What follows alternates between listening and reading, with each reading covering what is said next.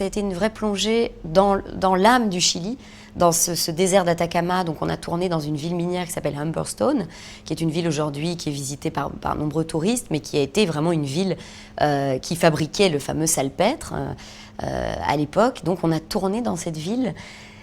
On a eu une équipe artistique fantastique chilienne qui nous a reconstitué ce décor dans les maisons de l'époque. Donc on a passé plusieurs semaines dans ce lieu qui est vraiment chargé d'histoire, qui est très très chargé aussi en sensations.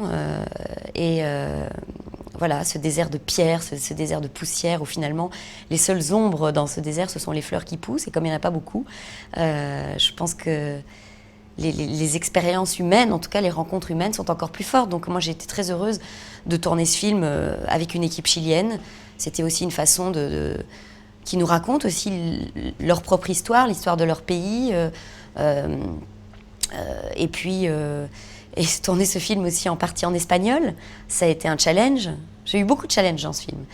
Tourner au Chili, dans le désert d'Atacama, loin de ma famille quand même, enfin ils sont venus quand même me voir mais un petit peu, tourner le film en partie en espagnol, alors que je ne parle pas du tout espagnol, et incarner une pianiste très douée, ce qui n'est pas non plus à la base, ce n'est pas vraiment dans mes cordes, donc voilà, ça a été un apprentissage, une immersion totale, corps et âme, dont je garde vraiment encore beaucoup d'images et de paillettes dans les yeux, parce que c'était une grande aventure.